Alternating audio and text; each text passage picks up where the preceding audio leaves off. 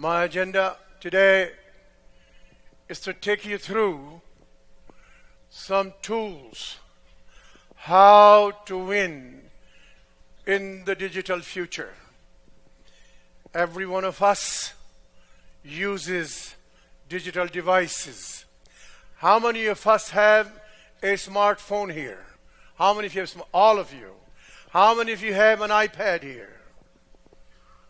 Look at this. All of you have high price, high margin devices. These devices have algorithms. These devices are digitized. These devices, if you have an iPhone, it now has artificial intelligence. More is coming. To create the future, I like you to think about what is causing the change. What are the trends? They exist today. And who are the human beings who are creating this change? This information is available today on things like Google, things like Facebook, and you have access to this information pretty cheaply. So the first part I'm going to take us through is what are these existing trends that we can master, we can learn about those, and see where these trends are going. This is the age of artificial intelligence. Everybody who does not know it is afraid of it. You should not worry about it. I will explain that to you. Artificial intelligence is something that is a collection of mathematical equations. You don't worry about it. These days, all those equations are available. They are transparent. Almost all of them were invented before the end of 19th century. You can buy them. So it's not one of those proprietary things that you can't find it. You buy home appliances, don't you? So we now are able to buy the tools under artificial intelligence. If you don't know it, learn it, but it is not a mysterious science. It's available, and that is the reason why I have 3,000 new startups every year. They are in India, they are in Israel, they are in Silicon Valley, they are in Austin, they are in Seattle, they are in Russia. These are the tools of mathematics invented, would you believe, in 18th century, 19th century, and they are available. You just have to know where to buy them. Change is getting very high speed. I want to tell you why. When we were building big plants, chemical plants, turbines, capsules, trucks, cars, that change was slow. Today, all of those use software. Software can be changed in less than 6 weeks. At Amazon, at Facebook, at Google, at Salesforce.com, these changes are made daily. If you make those changes daily, you have a high speed of change. And the second reason is the information, the data is totally transparent today. Transparency of data and availability of tools, easily available, causes people to find their way, and they create new game, new competition, and the speed of change is very high.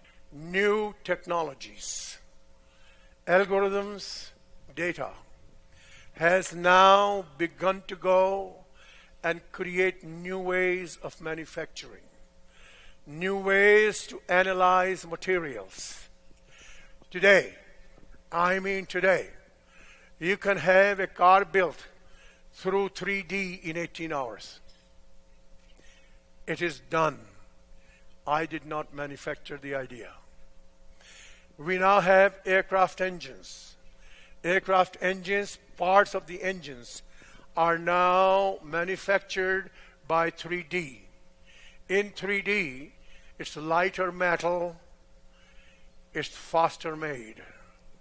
So all these AI algorithms, changing materials and changing manufacturing. Cheaper cost, faster, lighter, more strength. Think beyond Brazil. Your market is more than Brazil. Why? Internet has no boundaries. Apple phone, 1.3 billion consumers today. America only has roughly 300 million people. Chinese love Apple phone. We, in Brazil, can create services and products that will be used by people across the globe. You can be a disruptor. Many of us are not born digitals. Many of us traditional companies. Traditional companies have advantage. They have data. They have customers. They know the domain knowledge. If they get digitization, they win. Digital people don't know the customers, don't know the domain knowledge. They don't have the data, they take your data. I want you to know all these companies, Apple, Amazon, if you look below the CEO, almost all the key people have come from your companies. They were not from digital companies. What are the mindsets of the winners? Can you see my 5 items, all of you? Okay? First,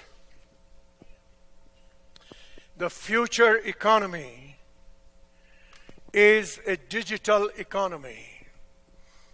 Every company will be digitized. Every human being will have some kind of device, even the cheap smartphone. That is today, you don't have to guess. So in this economy, are you going to participate or are you not? We as leaders have to decide that. And that's number one. It's a digital economy, and this economy is geared to facilitate consumer experience to be very easy. Number two, are you obsessed with consumer ease, consumer experience? I hear complaints all the time how certain airlines are terrible. How many of you travel on the airlines? All of you say yes. Is your experience fantastic? Always complain. I travel every day in airlines. Only a few in the world understand the consumer. Number three, as I said earlier, become a disruptor. Don't be disrupted. Because as I said, you have advantages. Your advantage is consumer data. Your advantage, domain knowledge. Your advantage is brand. Find the digital guys, link together. Number four, relish change. Love change. Change releases energy. Change is here. Fighting change is a losing proposition. Change will give you success. It will give you more capacity. It will give you resources to experiment, to innovate. So you need to practice. Am I a good change agent? You need to ask that question. And you need to have your methodology how to transform. And ladies and gentlemen, number five is the most important. In this age of knowledge, the power of knowledge, in this age, obsolescence is a terrible thing. Each of us must learn what is new, what is artificial intelligence, what it can do. Fast companies kill the slow companies. It's here. And so we got to get going if we are not. And we got to create in our company how to go fast. Number two, your organization engine needs to change. And that is, it has to be agile, it has to be innovative, it has to reduce cost by 30%. Please note the phrase, reduce layers.